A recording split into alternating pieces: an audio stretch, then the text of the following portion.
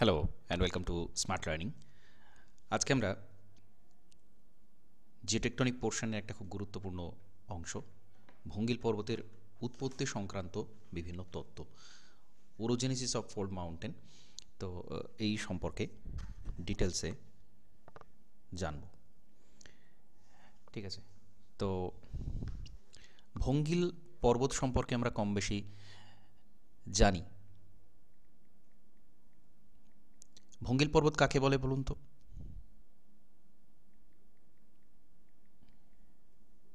Hello, প্রথমত ভঙ্গিল পর্বত কাকে বলে?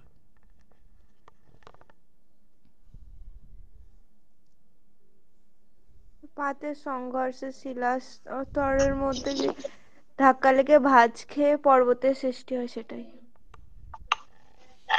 হ্যাঁ, ভঙ্গিল পর্বত মানেই হচ্ছে ভাঁজপ্রাপ্ত হয়ে, পাললিক শিলার মধ্যে ভাঁজপ্রাপ্ত হয়ে যে পর্বত সৃষ্টি হয় তাকে বলা হচ্ছে ভঙ্গিল পর্বত। তো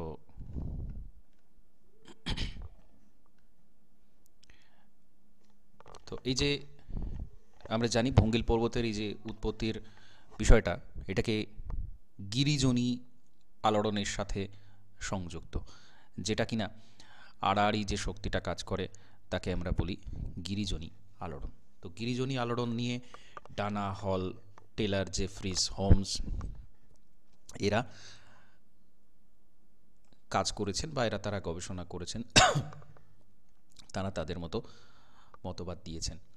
তো এটা আমরা জানি পৃথিবীর যে আনুমানিক বয়স সেটা হচ্ছে 460 কোটি বছর। 460 কোটি বছর আগে পৃথিবী সৃষ্টি হয়েছে এবং বর্তমানে আমরা যে পর্বতগুলো দেখতে পাই, ভঙ্গিল পর্বত কিন্তু আমরা অধিকাংশই দেখব যেগুলো নবীন ভঙ্গিল পর্বত রয়েছে। তবে কিছু কিছু যেমন হচ্ছে আরাবল্লী বা এই ধরনের এরাও কিন্তু একসময় ভঙ্গিল পর্বতই ছিল। তো বিভিন্ন সময়ে বিভিন্ন ভঙ্গিল পর্বতের উৎপত্তি হয়েছে। সেই সময় অনুসারে আমরা ভঙ্গিল পর্বতকে চারটে ভাগে ভাগ করতে পারি। চারটে ভাগে ভাগ করতে পারি। একটা হচ্ছে প্রিক্যাম্বিয়ান মাউন্টেন, প্রাক্যাম্বিয়ান পর্বত, আরেকটা হচ্ছে ক্যালিডোনিয়ান পর্বত, একটা হার্সিনিয়ান এবং আরেকটা হচ্ছে আলপাইন। এই চারটে ডিভিশন আমরা করে থাকি। প্রথমত প্রিক্যাম্বিয়ান। ক্যাম্বিয়ান যুগের শুরু ধরা হচ্ছে 57 কোটি বছর পূর্বে। এর পূর্বের প্রায় 400 বছর যে সময়কাল তাকে বলা হচ্ছে প্রি ক্যাম্বিয়ান, অর্থাৎ ক্যাম্বিয়ানেরও আগে প্রি ক্যাম্বিয়ান।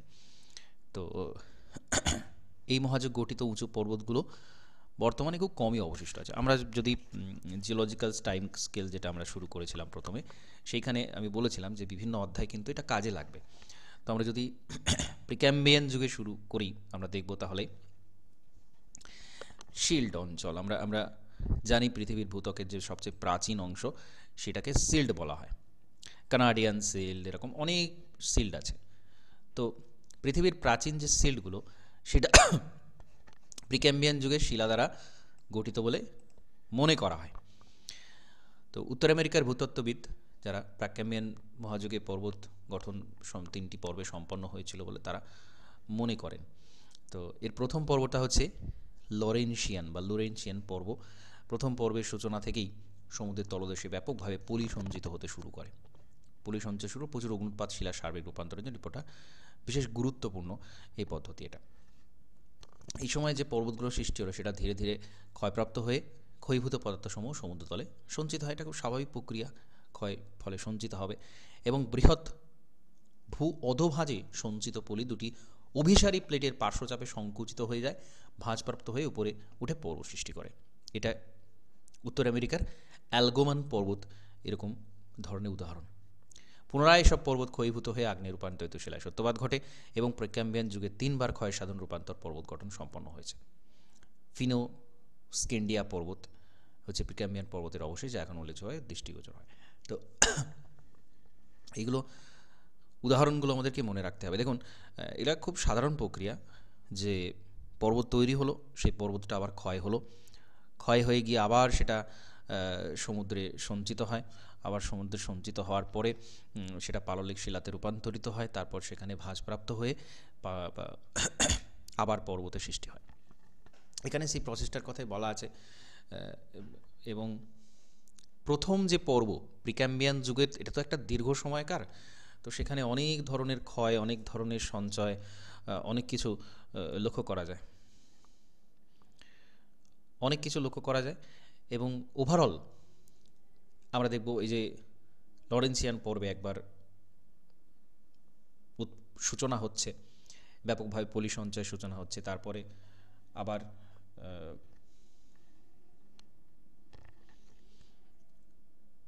উত্থান হচ্ছে, আবার সেখানে ক্ষয় হচ্ছে। এই প্রসেসটা কিন্তু বেশ কয়েকবার প্রিক্যাম্বিয়ান সময়কালেই চলেছিল। 3বার ক্ষয় সাধন, রূপান্তর এবং পর্বত গঠন কিন্তু আমরা দেখব প্রিক্যাম্বিয়ানে হয়েছে। এবং এই যে উদাহরণগুলো, অ্যালগোমান মাউন্টেন, উত্তর আমেরিকাতে অ্যালগোমান মাউন্টেন, ইউরোপের উত্তর পশ্চিম উচ্চভূমিতে আমরা দেখব কি ফিনোস্ক্যান্ডিয়া পর্বত, ফিনোস্ক্যান্ডিয়া পর্বত, এইগুলো কিন্তু সবই এক্সাম্পল হিসেবে আমাদের পরীক্ষাতে জিজ্ঞাসা করা হবে যে এগুলো কোন সময়কার ভঙ্গিল পর্বত, বা এই প্রিক্যাম্বিয়ান যুগে তৈরি হওয়া যে পর্বত তার এক্সাম্পলগুলো হচ্ছে এই অপশানে থাকবে, সেখান থেকে আমাদের চুজ করতে হবে। সুতরাং এই জায়গাগুলোতে আমাদের কিন্তু একটু গুরুত্ব দিতে হবে। আপনারা একটু ছোট করে খাতাতে এগুলো নোট করে রাখবেন যে এইগুলো হচ্ছে এই সময়কার উৎপত্তি হওয়া পর্বত। এরপর হচ্ছে ক্যালিডোনিয়ান মাউন্টেন, ঠিক আছে। এগুলো কিন্তু আবারও বলছি এক্সাম্পল দিয়ে একদম জিজ্ঞাসা করা হবে। 44 থেকে 36 কোটি বছর আগে সিলোরিয়ান ডিভোনিয়ান যুগে যে পর্বতগুলো তৈরি হয়েছিল তাকে ক্যালেডোনিয়ান পর্বত বলা হয়। এই যুগে সৃষ্ট পর্বতগুলোর মধ্যে উত্তর আমেরিকাতে অ্যাপেলেশিয়ান, স্কটল্যান্ড, আয়ারল্যান্ড, স্ক্যান্ডিনেভিয়ার যে পর্বতগুলো আছে সেইগুলো, দক্ষিণ আমেরিকার ব্রাজিলিডিস, ভারতের আরাবল্লী এবং সাতপুরা হচ্ছে অন্যতম। তাহলে ভারতের আরাবল্লী, সাতপুরা, এইগুলো কিন্তু সবই ক্যালিডোনিয়ান পর্বতের অংশ। ক্যালিডোনিয়ান মাউন্টেন 44 থেকে 36 কোটি বছর আগে। ক্যালিডোনিয়ান মাউন্টেন কতদিন আগে সৃষ্টি হয়েছিল সেটা আমাদেরকে মনে রাখতে হবে, 44 থেকে 36 কোটি বছর আগে। এবং সময়টা হচ্ছে সিলোরিয়ান ডিভোনিয়ান যুগে, ঠিক আছে। সিলোরিয়ান এবং ডিভোনিয়ান যুগের পর্বতগুলোকেই আমরা কিন্তু ক্যালিডোনিয়ান মাউন্টেন বলে থাকি। তাহলে এটা আরেকটা আমাদের এক্সাম্পল বা একটা কোয়েশ্চেন হওয়ার জায়গা যে ক্যালিডোনিয়ান পর্বত কি কোন সময়কার পর্বতগুলোকে ক্যালিডোনিয়ান পর্বত বলা হয়, সেটা একটা প্রশ্ন হওয়ার জায়গা। এবং এই যে এক্সাম্পলগুলো যেটা বারবার বলছি, এখান থেকে কিন্তু এক্সাম্পল থেকে প্রশ্ন হবে, সুতরাং এগুলোকে একটু মনে রাখতে হবে। তারপর হচ্ছে হার্সিনিয়ান হচ্ছে 36 থেকে 25 কোটি বছর আগেকার কার্বনিফেরাস এবং পার্মিয়ান যুগের যে পর্বত তাকে বলা হয় হার্সিয়ান মাউন্টেন। তাহলে কার্বনিফেরাস এবং পার্মিয়ান এই পর্বতগুলোকে বলা হচ্ছে হার্সিনিয়ান। যেমন হচ্ছে আয়ারল্যান্ড, স্পেনের মেসেটা, ফ্রান্সের ব্রিটানি, দক্ষিণ Wales, Cornwall, Paris basin, Belgium, কয়লাক্ষেত্র, রাইন মাস, ব্ল্যাক ফরেস্ট, এই যে পর্বতগুলো এগুলো এশিয়ার Altai, Tien Shan, Tarim, Nan Shan, Gobi, এগুলো সবই হচ্ছে হার্সিনিয়ান পর্বত, যেটা কিনা কার্বনিফেরাস আর পার্মিয়ান যুগে তৈরি হয়েছে। এই এক্সাম্পলগুলো তাহলে মনে রাখতে হচ্ছে। আর হচ্ছে আলপাইন পর্বত, যেটা সবথেকে আধুনিক পর্বত হিসেবে আমরা বলতে পারি। 7 কোটি থেকে 20 লক্ষ বছর আগে টারশিয়ারি যুগের যে পর্বত সেটাকে বলা হচ্ছে আলপাইন পর্বত। তো রকি, আন্দিজ, হিমালয়, আমরা জানি হিমালয় টারশিয়ারি যুগে, তো হিমালয়টাও এর মধ্যে কিন্তু আসবে।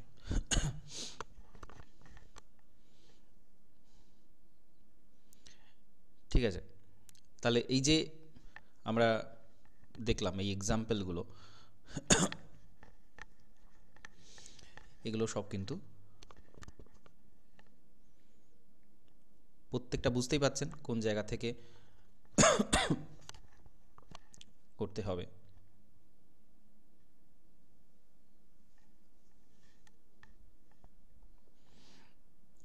ওকে, বোঝা গেল এগুলো? হ্যাঁ স্যার।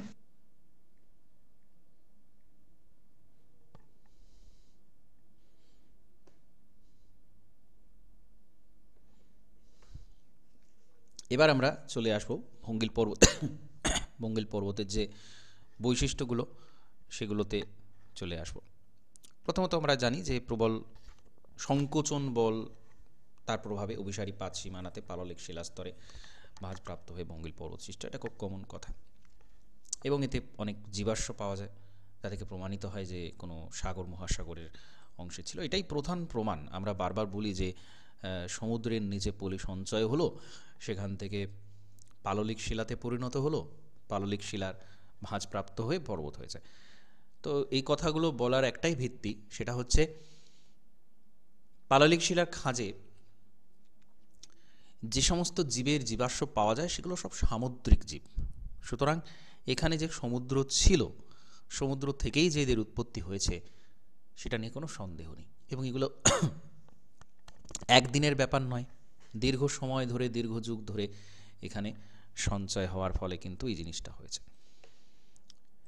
এর মধ্যে ভাঁজ যদি দেখা যায়, কারণ পাশাপাশি প্রবল আলোড়ন এর কারণে তৈরি হয়েছে, ভাঁজও দেখতে পাওয়া যায় এবং অতিরিক্ত প্রেসারের ফলে চ্যুতিও তৈরি হয়।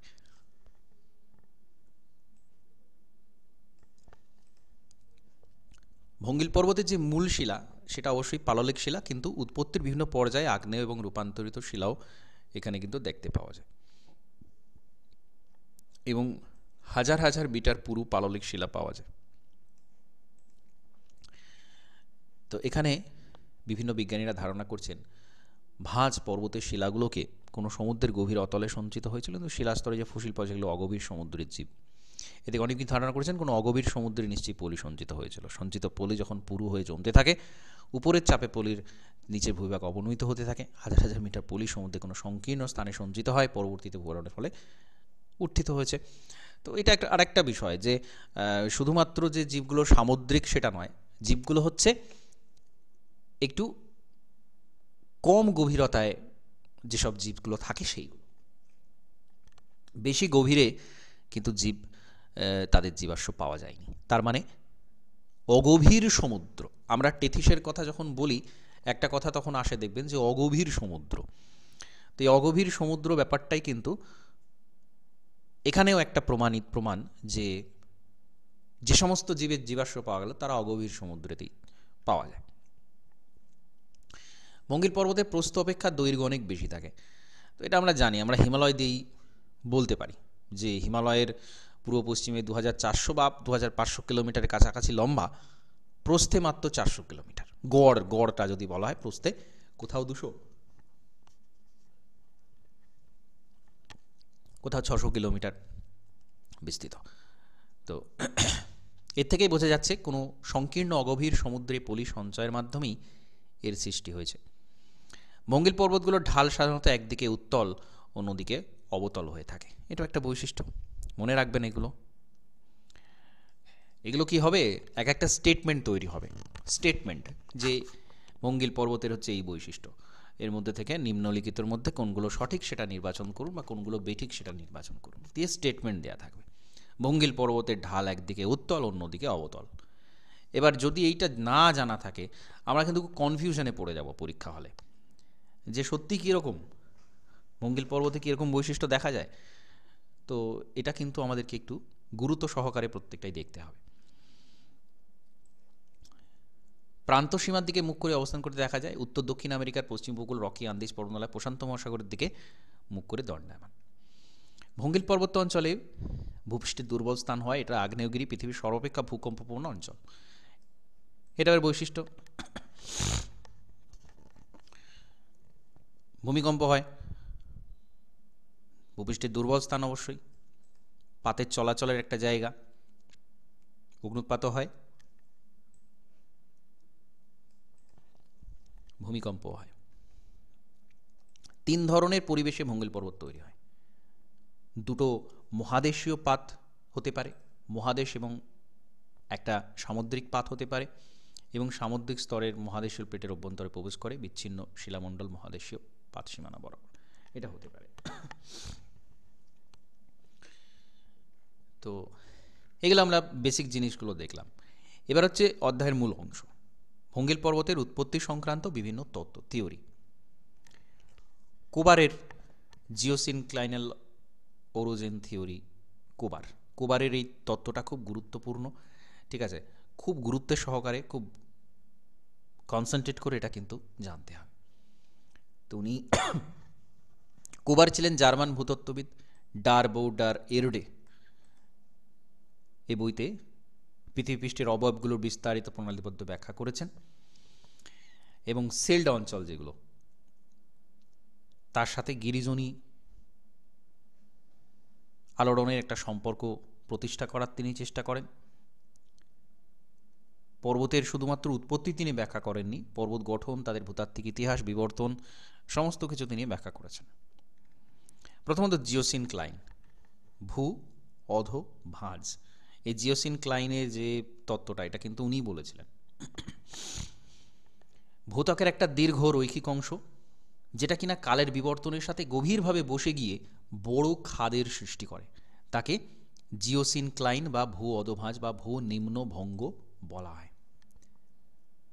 ঠিক আছে, গভীরভাবে একটা বসে গিয়ে খাতের সৃষ্টি করে, ভূত্বকের একটা খাত, বিরাট বড় খাত, জিওসিনক্লাইন। অনুমান করা হয় ভূত্বকের সরল রেখাকৃতির সুদীর্ঘ সংকীর্ণ খাত ভূত্বকে ভাঁজের ফলে সৃষ্টি হয়, দুপাশে ভূভাগ থেকে ক্ষয়ীভূত পদার্থ এসে এই অবনমিত অঞ্চলে সঞ্চিত হয়। তো সেই খাত অংশে, খাত মানেই সেখানে কিন্তু উঁচু থেকে যেসব ক্ষয়কার্য হচ্ছে সেই সব ক্ষয়ীভূত পদার্থ সেই খাতে এসে সঞ্চিত হবে, এবং সন্নিহিত সৃষ্টিত অঞ্চলের সমকালীন স্তরের চেয়ে পলল স্তরের পুরুত্ব প্রায় 10 গুণ বেশি। এই পললের ভারে খাতটির তলদেশ ক্রমাগত অবনমিত হতে থাকে। এই অবনমনের টানে সম্মুখবর্তী দুটি ভূভাগ পরস্পরের দিকে অগ্রসর হতে থাকে। এটা খুব গুরুত্বপূর্ণ একটা কথা। এখানে এখানে না, এখানে দেয়া নেই। ধরুন একটা কাগজ আমরা নিলাম, একটা পাতলা কাগজ দুহাতে ধরলাম। ধরার পর আমরা যদি কাগজের মাঝ বরাবর চাপ দিতে থাকি, তাহলে আমরা কি দেখব? কাগজের দুটো প্রান্ত কাছাকাছি চলে আসছে, তাই না? কি বললাম, বোঝা গেছে? একটু রেসপন্স করবেন। হ্যাঁ স্যার, বুঝতে পেরেছি। হ্যাঁ, একটা কাগজ, তার মাঝে আমরা যদি ওপর থেকে তার মাঝে চাপ দিই, কাগজের মাঝের অংশটা যদি নিচে বসে যেতে থাকে, তাহলে কাগজের দুটো প্রান্ত কাছাকাছি চলে আসবে। এটাই কিন্তু জিওসিনক্লাইন থিওরির মূল বিষয়, যে একটা খাত অংশের নিচে পলি জমা হচ্ছে, আশপাশের উঁচু অংশ থেকে ক্ষয়ীভূত পদার্থ এসে জমা হচ্ছে, সেই খাতের নিচে সেই পলিটা চাপ সৃষ্টি করছে, এবং খাতের দুটো পার্শ্বভাগ তারা পরস্পরের কাছাকাছি চলে আসছে, এবং এই আসার কারণেই কিন্তু ভাঁজ তৈরি হচ্ছে, তাই না? দুটো অংশ যদি পাশাপাশি, তাহলে পার্শ্বচাপ হচ্ছে, দুটো অংশ পাশাপাশি আছে, পার্শ্বচাপ হচ্ছে, এবং ভাঁজ, যেখানে যেটা জমেছিল ক্ষয়ীভূত পদার্থগুলো, সেগুলো কিন্তু ওপরে উঠতে শুরু করছে। এটাই মেকানিজম।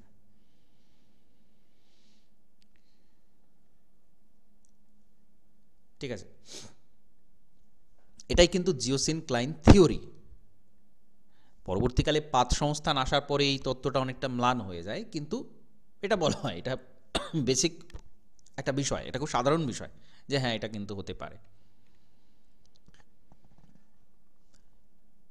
কোবারে যে ভূ অধভাঁজ তত্ত্ব বা জিওসিনক্লাইন থিওরি, সেটা পৃথিবী শীতল হওয়ার ফলে সংকোচনজনিত বলের উপর ভিত্তি করে গড়ে উঠেছে।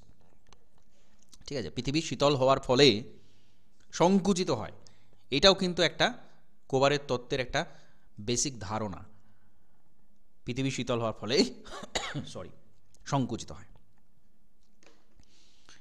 জে.এস. স্টার্সের মতে কোবার নিশ্চিতভাবে একজন সংকোচনবাদী সংকোচন চাপ ও পীড়ন বল সৃষ্টি করে।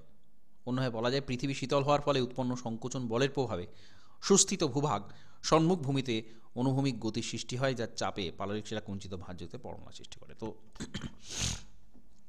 এখানে আর একটা শক্তির কথা বলা হচ্ছে, যে পৃথিবী শীতল হওয়ার ফলে ভাঁজ কিন্তু তৈরি হচ্ছে কিভাবে? শীতল হওয়ার ফলে তাপ বিকিরণ হচ্ছে, তাপ বিকিরণের ফলে সংকোচন হচ্ছে, এবং সেই সংকোচন বলটাকে এতটাই বেশি ভাবছেন কোবার যে ভূমিভাগ সেখানে কিন্তু গতিশীল হয়ে পড়ছে। যেহেতু তখন পাত সংস্থানের ব্যাপারটা ছিল না,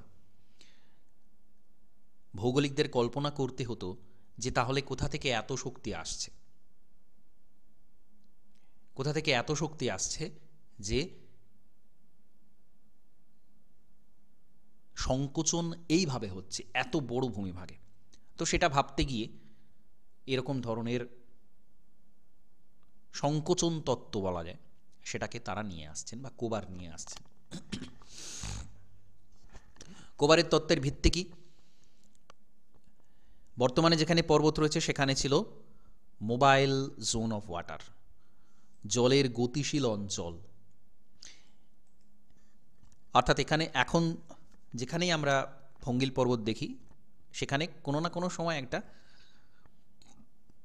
জলভাগ ছিল, খাত ছিল যেখানে জল জমেছিল, যেটাকে জিওসিনক্লাইন বলছেন সেই খাতটাকে। এবং এইখানে দেখুন এই যে টার্মগুলো শুরু হচ্ছে, ক্র্যাটোজেন, এই যে খাত, খাতের চারিদিকের যে ভূমিভাগ সেটাকে বলা হচ্ছে, উনি বলছেন ক্র্যাটোজেন। প্রিক্যাম্বিয়ান রক এবং মোবাইল বেল্ট, প্রিক্যাম্বিয়ান রক যেগুলো আছে, বাল্টিক সিল্ট, কানাডিয়ান সিল্ট, এটা আমরা আগেও দেখেছি প্রিক্যাম্বিয়ান এরাতে যেসব শিল্ড অঞ্চলগুলো ছিল সেইটা ভারতেও ছিল, ভারতের দাক্ষিণাত্য অংশ বা এই জায়গাটা। আন্টার্কটিকাতে আন্টার্কটিক সিল্ড, এখানে এই শিল্ড অঞ্চলের কথাগুলো বলা আছে, এক্সাম্পলগুলো দেওয়া আছে। এবার হচ্ছে মেকানিজম। এই মেকানিজমটাও খুব গুরুত্বপূর্ণ। লিথোজেনেসিস, ওরোজেনেসিস এবং গ্লিপ্টোজেনেসিস, এই তিনটে ধাপে পর্বত গঠন হয়। প্রথম ধাপে যেটা হচ্ছে লিথোজেনেসিস, ভাঁজ সৃষ্টি হয়, পৃথিবীর শীতলীকরণ হয়, পৃথিবী সংকুচিত হয় এবং সেই সংকোচন বলের প্রভাবে ভাঁজ তৈরি হয়ে যায়। এটা হচ্ছে পর্বত গঠনের প্রথম ধাপ, এটাকে বলা হচ্ছে লিথোজেনেসিস। এবার ভাঁজগুলো ভূমিভাগের দীর্ঘ প্রশস্ত জলের গতিশীল অঞ্চল। সুস্থিত ভূভাগকে কোবার বলছেন ফোরল্যান্ড, অগ্রভূমি অর্থাৎ আশপাশের যে অংশ সেটা, এবং সেটাকেই উনি ফোরল্যান্ডটাকেই উনি বলছেন ক্র্যাটোজেন। কিছুই না, যেটা আমরা বলছি যে ওই যে কাগজের কথাটা বলছিলাম, কাগজের দুটো পাশ, দুটো পার্শ্বভাগ, পাশের অঞ্চল, সেটাকেই বলা হচ্ছে ক্র্যাটোজেন। যে ভূমিভাগ দুটো পরবর্তীকালে পরস্পরের কাছে অগ্রসর হবে, এখন সুস্থিত রয়েছে, পরবর্তীকালে সেই দুটো অগ্রসর হবে, সেই বর্তমান ভূমিভাগটাকে বলা হচ্ছে ক্র্যাটোজেন। তো তারপরে এই পলি সঞ্চয় হয়, পলি সঞ্চয় হওয়ার ফলে নিচে চাপ সৃষ্টি হয়। দ্বিতীয় পর্যায়ে এই যে ওরোজেনেসিস, এটা হচ্ছে সেকেন্ড ধাপ।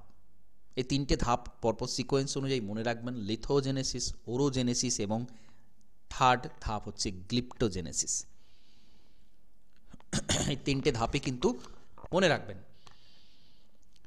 তাহলে ক্ষয়ীভূত পদার্থগুলো পলি আকারে সঞ্চিত হয়, পলি সঞ্চয়ের ফলে এগুলোর ওজন বেড়ে যায়, ভাঁজ চাপ সৃষ্টি হয় এবং গিরিজনী প্রসেসটা শুরু হয়, পাশের যে অঞ্চল সেটা কাছাকাছি আসতে শুরু করে।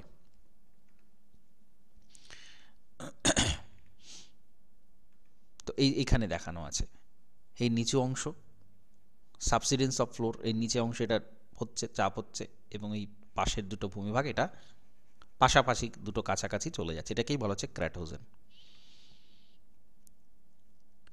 তো ধাপে ধাপে বিভিন্ন ভাঁজগুলো তৈরি হয়।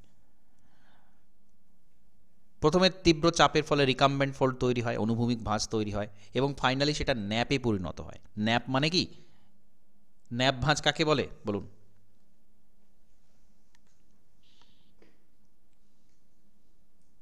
90 ডিগ্রি কোণে যে ভাঁজগুলো সাহিত্য থাকে তো।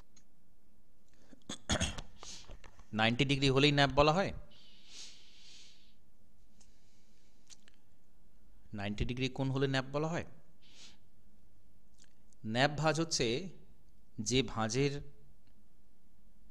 একটা বাহু পার্শ্বচাপের ফলে কেটে গিয়ে অনেক দূরে গিয়ে অবস্থান করছে। ভাঁজের একটা বাহু কেটে অনেক দূরে গিয়ে অবস্থান করছে, টুপির মতো অন্য শিলার উপর অবস্থান করে, এটাকে বলা হচ্ছে ন্যাপ। যাই হোক, এই ভূমিভাগ পার্শ্ববর্তী অগ্রসর হয় এবং কোবারের মতে বেটিক কার্ডিলেরা, পিরেনিজ, প্রোভেন্স রেঞ্জ, আল্পস, এইসব পর্বতগুলো সৃষ্টি হয়েছে অগ্রভূমির চাপের ফলে। এটা সৃষ্টি হয়েছে বলে মনে করা হয়। তাহলে এই প্রসেসটা গুরুত্বপূর্ণ। এক্সাম্পলগুলো মনে রাখবেন, যেহেতু এটা কোবার নিজে বলছেন যে এইভাবে হচ্ছে। আর একটা কি, মিডিয়ান মাস। এই টার্মগুলো খুব গুরুত্বপূর্ণ, এই টার্মগুলোতে আসবো পরপর। এখানে ডায়াগ্রামটা দেখে নিন যে প্রাথমিকভাবে এই যে পার্শ্ববর্তী অঞ্চলে চাপ, কম্প্রেশন, দুটো পার্শ্ববর্তী অঞ্চলে চাপ তৈরি হচ্ছে। মার্জিনাল রেঞ্জ, পার্শ্ববর্তী অঞ্চলের যে ভাঁজ তাকে বলা হচ্ছে মার্জিনাল রেঞ্জ, আর মাঝের যে অংশ তাকে বলা হচ্ছে মিডিয়ান মাস। তো এখানে এক্সাম্পলগুলো বলা রয়েছে।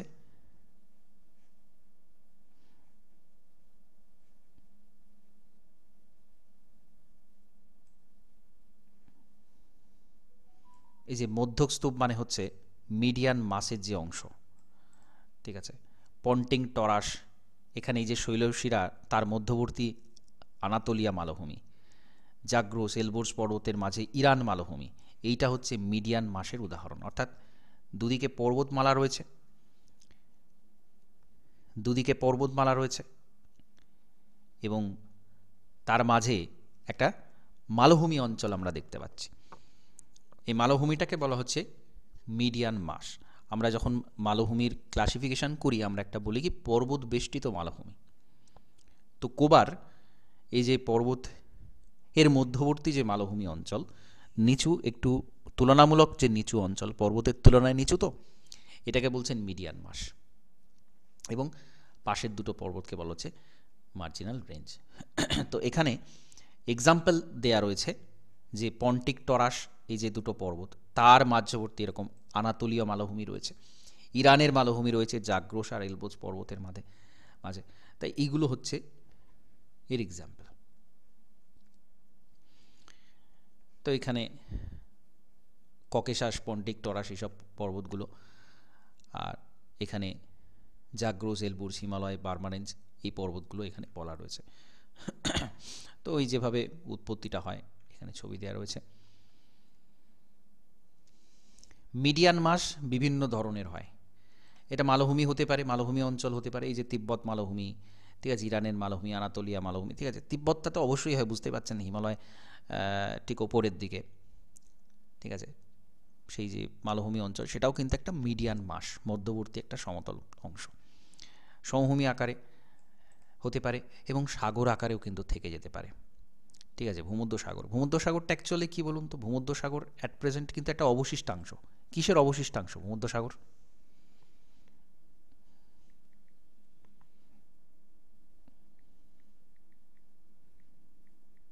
হ্যালো হ্যালো,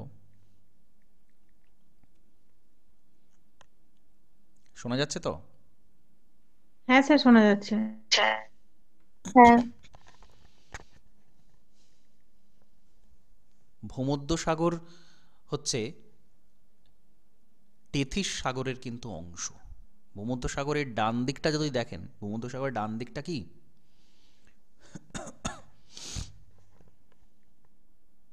ভূমধ্যসাগরের ডান দিকটা পরপর দেখবেন আমরা যেটা মধ্য অংশ যেটা বলি, পর্বতের যে অংশ, পর্বতটা কিন্তু শুরু হয়ে যাচ্ছে, ভঙ্গিল পর্বতের যে লাইনটা সেটা কিন্তু শুরু হয়ে যাচ্ছে ভূমধ্যসাগরের যে শেষ হচ্ছে, তারপরেই কিন্তু স্থলভাগ থেকে পর্বত শুরু হয়ে যাচ্ছে একদম টানা।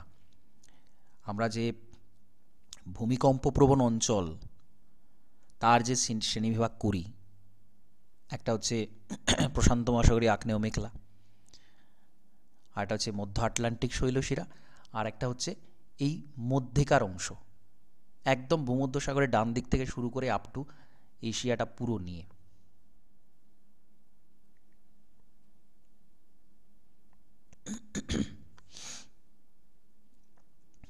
ঠিক আছে। তো কেন সেটা এখানে কিন্তু কোবারের তত্ত্বে ব্যাখ্যা করা আছে, ঠিক আছে।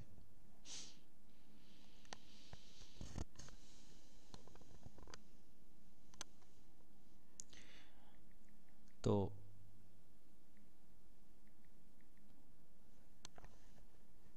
এই তিনটে টাইপ, এটা একটু মনে রাখবেন, মিডিয়ান মাসের এই তিনটে ধরনের মিডিয়ান মাস কিন্তু হয়।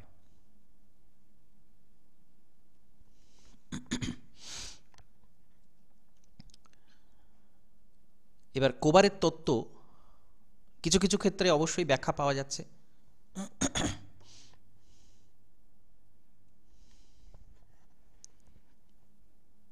সেটা একটা অবশ্যই একটা পজিটিভ দিক।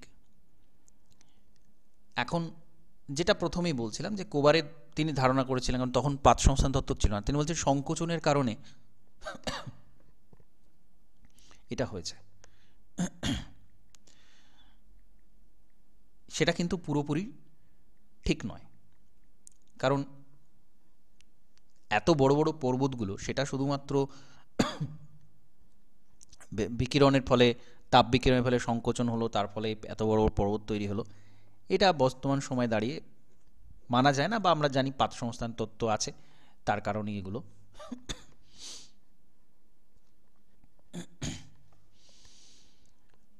আর কি সীমাবদ্ধতা থাকলেও আমরা কিন্তু এর একটা গুরুত্ব রয়েছে, সেটা আমরা বলতেই পারি। তাহলে কোবারের তত্ত্বের যে মূল বিষয়গুলো সেগুলো হচ্ছে কিছু টার্ম আছে। প্রথমত এই জিওসিনক্লাইনটা কি, তারপরে এই যে কোথায় কোথায় এই অঞ্চলগুলো আছে, জিওসিনক্লাইন অঞ্চল, প্রাচীন যে ভূমিভাগ সেগুলো কোথায় কোথায় আছে, সিল্ড অঞ্চল কোথায় কোথায় আছে সেটা, এবং এই তিনটে প্রসেস কি কি, লিথোজেনেসিস, ওরোজেনেসিস আর গ্লিপ্টোজেনেসিস। এই তিনটে ধাপ মনে রাখতে হবে। ক্র্যাটোজেন বলা হচ্ছে আশপাশের অঞ্চলটাকে, ক্র্যাটোজেন বলা হচ্ছে, এটা মনে রাখতে হবে। এবং পর্বতের মধ্যেকার যে অংশ তাকে মিডিয়ান মাস বলা হচ্ছে, এবং আশপাশের যে উঁচু পর্বত অংশ সেটাকে বলা হচ্ছে মার্জিলান রেঞ্জ। এটাই। এরপরে আমরা চলে আসব আর্থার হোমসের কনভেকশনাল কারেন্ট থিওরি, পরিচলন স্রোত মতবাদ।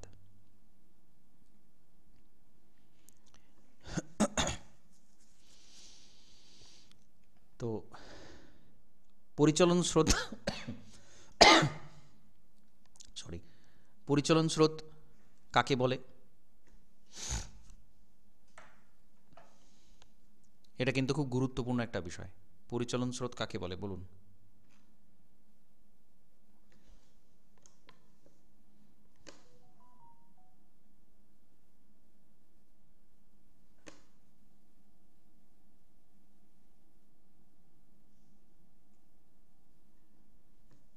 হ্যালো, পরিচলন স্রোতটা তো জানা, এটা তো কমন ব্যাপার।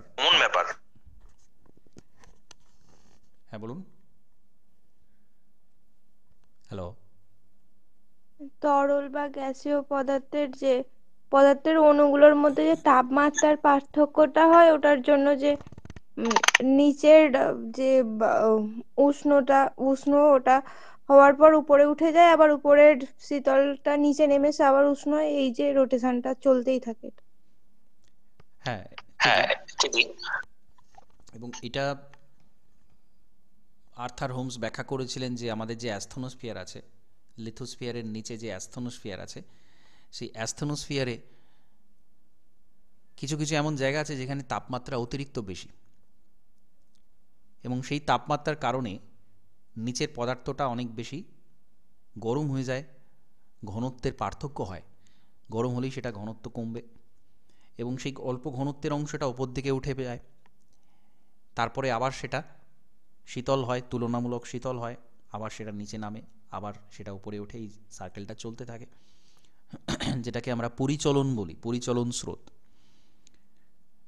কনভেকশনাল কারেন্ট, কনভেকশন হচ্ছে অর্থাৎ দুটো পাশাপাশি এসে মিলে যাচ্ছে। তো এখানে এইটাই ব্যাখ্যা করা আছে, ছবিটা দেখলেই আমরা বুঝতে পারবো। এইভাবে কিন্তু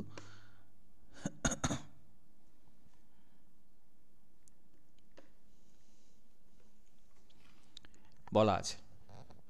তো তেজস্ক্রিয়তা শক্তি একটা খুব গুরুত্বপূর্ণ বিষয়, যে এই টেম্পারেচারটা এত বেশি আসছে কি করে? হঠাৎ করে কোনো জায়গাতে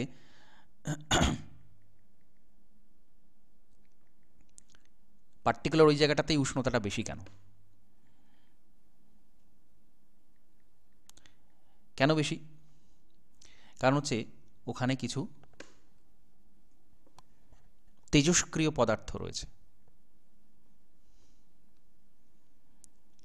তেজস্ক্রিয়তার জন্যে ওখানে টেম্পারেচারটা অতিরিক্ত বেশি এবং সেটা উপরে গিয়ে হালকা পদার্থটা উপরে গিয়ে আবার সেটা শীতলতা প্রাপ্ত হচ্ছে এবং নিচের দিকে নেমে আসছে। এটাই তেজস্ক্রিয় বিকিরণের কথাটা গুরুত্বপূর্ণ। এবং তাপ বিকিরণের গড় পরিমাণ এখানে একটা হিসাব দেওয়া আছে, প্রতি বর্গ সেন্টিমিটারে 60 ক্যালোরি।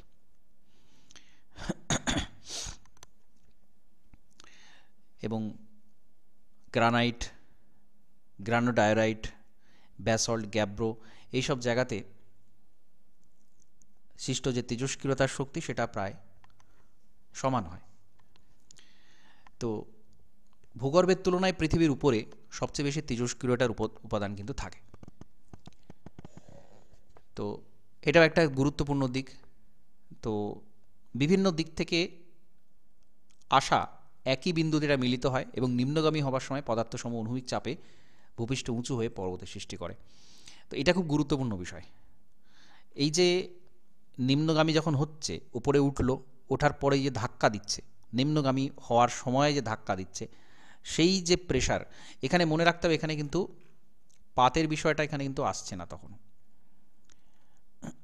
এখানে এই পরিচলন স্রোত উপরে উঠে এই যে ধাক্কা দেওয়ার ব্যাপারটা, এটা খুব গুরুত্বপূর্ণ এবং তার জন্যই কিন্তু অনুভূমিক চাপে উঁচু হয়ে পর্বতের সৃষ্টি হয় বলে হোমস মনে করছেন।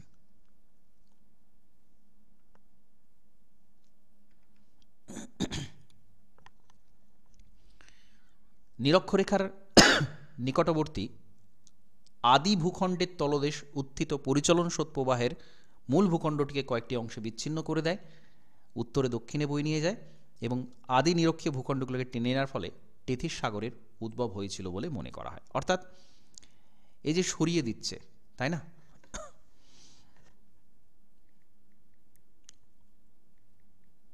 টেথিসটা কি করে তৈরি হলো তার ব্যাখ্যা দিতে গিয়ে হোমস কি বলছেন, এই যে দুদিকে সরে যায়, এখানে একটু ভালো করে লক্ষ্য করুন, এখানে একটা স্থলভাগ রয়েছে, তাই তো? ছবিটা দেখা যাচ্ছে তো পরিষ্কার?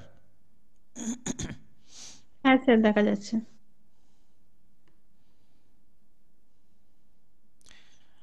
তাহলে এই মিডল অংশে দেখুন, মিডল অংশে স্থলভাগ রয়েছে, পরিচলন স্রোত উঠছে, পরিচলন স্রোত উঠে ধাক্কা দিচ্ছে, ধাক্কা দেওয়ার ফলে কিন্তু দুটো পাশাপাশি দুটো সরে যাচ্ছে এবং এই যে ফাঁকা স্থান, এইখানে কিন্তু একটা জলভাগ তৈরি হচ্ছে, নিউ ওশেন। মাঝে আইল্যান্ড থাকতেও পারে, না থাকতে পারে। টেথিসের অংশটা এইভাবে কিন্তু রয়ে গেছে বা তৈরি হয়েছে আমরা বলতে পারি, দুদিকে দুটো স্থলভাগ সরে গেছে, ঠিক আছে? এটা পুরোপুরি হোমসের নিজস্ব ধারণা। টেথিসের উৎপত্তি কীভাবে হয়েছে সেটা বলতে উনি বলেছেন, কারণ এখানে দেখুন পাতের কথা কিন্তু উনি বলেননি, জাস্ট উনি ভূমিভাগ সরে যায় সেটা বলেছেন এবং মাঝে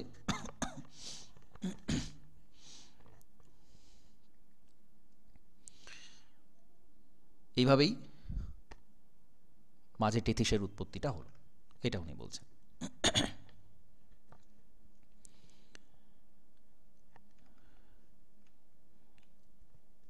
এবার আরেকটা বিষয় কি, এখানে সম্প্রসারিত হচ্ছে ভূখণ্ড, বিচ্ছেদ তৈরি করছে, দুটো দুদিকে ভাসিয়ে নিয়ে যাচ্ছে। একইভাবে কোনো একটা জায়গাতে আবার কাছাকাছি চলে যাচ্ছে দুটো ভূবিভাগ। এখানে যদি সরে যায় দুটো,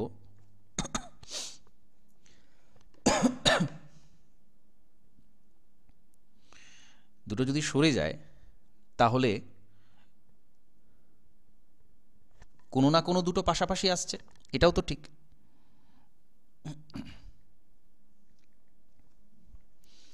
তাহলে এই কথাটাই উনি বলতে চাইছেন, এই যে বিচ্ছেদ অংশ দুটো ভূখণ্ডকে দূরে বাসিয়ে নিয়ে যাচ্ছে এবং বাইরের দিকে সরে যাওয়া, একই সঙ্গে ভূত্বকের আবরণ পাতলা হওয়ার ফলে সে স্থানে ভূপৃষ্ঠ অবনমিত হচ্ছে। ঠিক আছে, যেখানে দুটো সরে গেল, সরে যাওয়ার ফলে সেখানে অবনমিত হচ্ছে। এবং নতুন মহাসাগরীয় অববাহিকা সৃষ্টির মাধ্যমে স্রোতপ্রবাহের অতিরিক্ত উত্তাপ পরিত্যক্ত হচ্ছে। যে স্থানে ভূমিভাগের নিম্ন হতে আগত বহিঃপ্রবাহ সমুদ্রতলের ভূত্বকের নিম্নাংশ হতে আগত বিপরীত স্রোতের মিলিত হচ্ছে, সেখানে প্রচণ্ড অনুভূমিক পার্শ্বচাপ সৃষ্টি হয়। উভয় দিক থেকে আগত পদার্থসমূহ যথেষ্ট পুরু হয়ে জড়ো হয়। ঠিক আছে, যেখানে একটা জায়গাতে অবনমিত হচ্ছে, সরে যাচ্ছে, কোথাও গিয়ে সেটা জড়ো হচ্ছে। যেখানে একটা জায়গাতে সরে গেলে মানে কোথাও গিয়ে তো সেটা সঞ্চিত হবে। অত্যধিক চাপের ফলে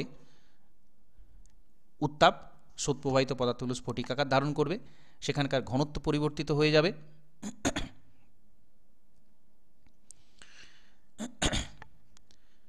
এবং ঘনত্বের পরিবর্তনের সাথে সাথে ভারসাম্যের প্রশ্ন দেখা দেবে। ভারসাম্যের সাথে প্রক্রিয়া একত্র হয়ে ভূত্বকের উল্লেখযোগ্য অবনমন সাধিত করবে। ঠিক আছে, তাহলে ভূত্বকের অবনমন এখানে হচ্ছে। নিম্নগামী স্রোতপ্রবাহকে আরও দ্রুততর করতে সহায়তা করবে। নিম্নগামী যে স্রোত, অর্থাৎ এখানে পরিচলন স্রোতের কথাই বলা হচ্ছে। মহাদেশের নিম্নভাগে বহিঃস্রোত প্রবাহ তাদের প্রান্তদেশীয় শিয়াল স্তরকে ক্রমশ পুরু করতে থাকবে, ফলে পর্বত গঠন অবশ্যম্ভাবী হয়ে পড়বে। বাইরের দিকের যে স্রোত পাশাপাশি চলনশীল হওয়ার ফলে শিয়াল স্তর অর্থাৎ উপরের যে অংশ তাকে অনেকটা পুরু করে দেবে, এবং পর্বতের নিচে কম ঘনত্ব বিশিষ্ট হলে সেটা অধিক নিচে বসে যাবে না, উত্তাপকে গলে গিয়ে আগ্নেয় ক্রিয়া কিন্তু সৃষ্টি করতে পারে।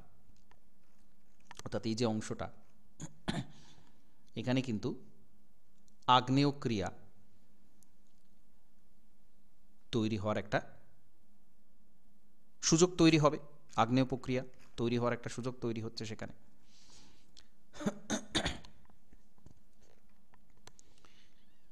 এবার এই যে খাত অংশ জিওসিনক্লাইন অবনমিত হচ্ছে, পরিচলন স্রোতগুলো যেখানে নিম্নমুখী হচ্ছে, যেখানে পাশাপাশি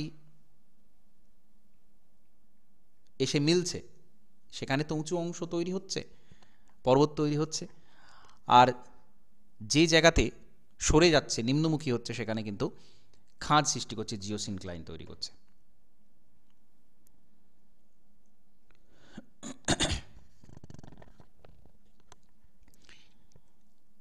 এবার এই মতবাদে প্যালিওজোইক যুগের শেষে লরেশিয়া আর গন্ডোয়ানাল্যান্ড নামে দুটো বৃহৎ ভূখণ্ডের কথা বলা হয়েছে। এটা আমরা জানি যে প্যানজিয়া ভাঙার পরে ওপরের অংশ ছিল লরেশিয়া আর দক্ষিণের অংশ ছিল গন্ডোয়ানাল্যান্ড।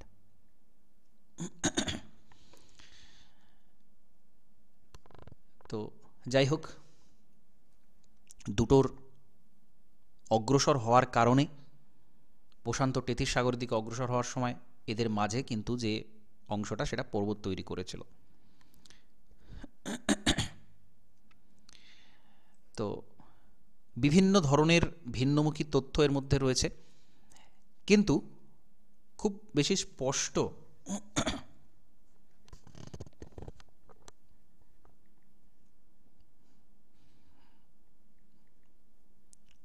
অনেক কিছু কিন্তু আমরা এখান থেকে জানতে পারি না। আমরা অবশ্যই আর্থার হোমসের যে ধারণা যে এইভাবে সরে যাচ্ছে বা একত্রিত হচ্ছে, একত্রিত হয়ে এখানে সঞ্চিত হয়ে একটা রিজ তৈরি করছে, পর্বত তৈরি করছে,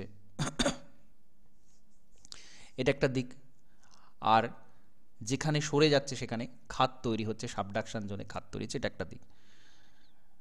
কিন্তু শুধুমাত্র এই পরিচলন স্রোতের প্রভাবেই পর্বত তৈরি হয়ে যাচ্ছে, বড় বড় পর্বতগুলো, সেটা কিন্তু পুরোপুরি সঠিক নয়। আমরা জানি পাত সংস্থান আসার পরেই সেই ধারণার প্রতিষ্ঠিত হয়েছে, কিন্তু হোমস কোথাও পাতের কথা কিন্তু বলেননি।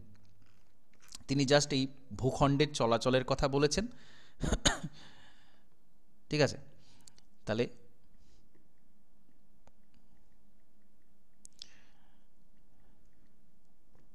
ওভারঅল যখন পাত সংস্থান আসছে, পাত সংস্থান মতবাদ যখন আসছে, তখনই কিন্তু পুরো তত্ত্বটা এটা প্রতিষ্ঠা লাভ করছে। এইভাবে এই জিনিসগুলো হয়, আমরা সেটা পরে জানতে। কিন্তু হোমসের এই তাপটা পুরোপুরি উড়িয়ে দেওয়া যায় না যে এরকম পরিচলন স্রোতের অস্তিত্ব আছে, ঠিক আছে, পরিচলন স্রোতের অস্তিত্ব আছে, কিন্তু সেটার সাথে পাত সংস্থানকে আমরা মেলালে পুরো তত্ত্বটা তবে কিন্তু সেটা প্রতিষ্ঠা লাভ করছে। শুধুমাত্র পরিচলন স্রোতের জন্য একদম ভঙ্গিল পর্বত তৈরি হচ্ছে সেটা কিন্তু নয়, কিন্তু একেবারে ফেলে দেওয়া যায় না, কারণ পরিচলন স্রোত যে আছে সেটা কোনো সন্দেহ নেই, পরিচলন স্রোত আছে এবং সেটা অনেকটা বিভিন্ন ভূখণ্ডের মানে পাতের চালিকা শক্তি হিসেবে কাজ করে, সেটা আমাদের পাত সরে যাওয়ার একটা কারণ হিসেবে এটাকে ধরা হয়।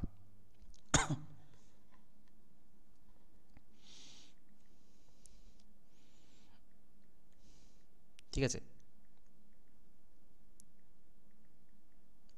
বোঝা গেল? বলবেন। কোবারের তত্ত্ব, হ্যাঁ স্যার। হোমসের তত্ত্ব, আমি পাত সংস্থানটা আগামীকাল আলোচনা করব ডিটেলসে।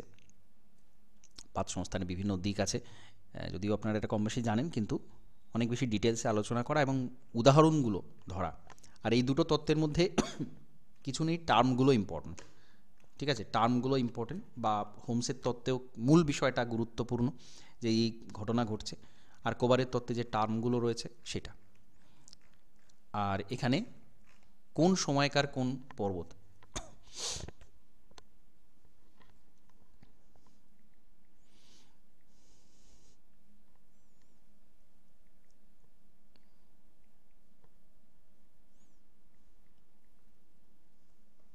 কিছু প্রশ্ন থাকলে জিজ্ঞাসা করতে পারেন।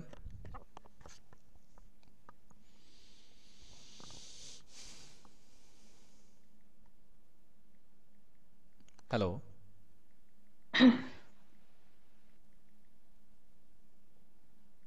স্যার বলছি যে মক টেস্টটা শুরু হলে ভালো হয়।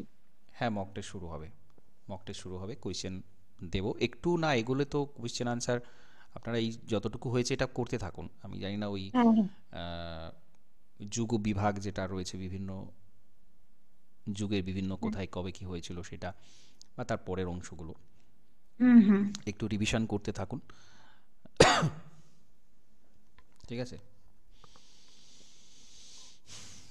তাহলে এই প্রত্যেকটা আমি নোটসটা দিয়ে দেবো, আপনারা কি করবেন, এখান থেকে যে পয়েন্টগুলোই বললাম যেখান থেকে প্রশ্ন হবে, হওয়ার সম্ভাবনা আছে, সেগুলো একটু ছোট করে খাতায় লিখে রাখবেন যে এই পোর্শনগুলো আমাদেরকে করতে হবে, ঠিক আছে?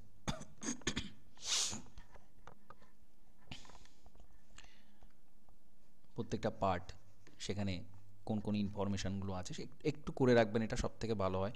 অথবা যেটা করতে পারেন, আমি যে নোটসটা দিচ্ছি সেই নোটসটা প্রিন্ট করে নিয়ে হাইলাইট করে দিলেন যে পোর্শনগুলো এইখান থেকে এই জায়গা থেকে আমাদেরকে একটু জেনে রাখতে হবে, বা এই জায়গা থেকে কোয়েশ্চেন হতে পারে, ইয়েলো কালার দিয়ে হাইলাইট করে দিলেন, সেটা একটা হয়।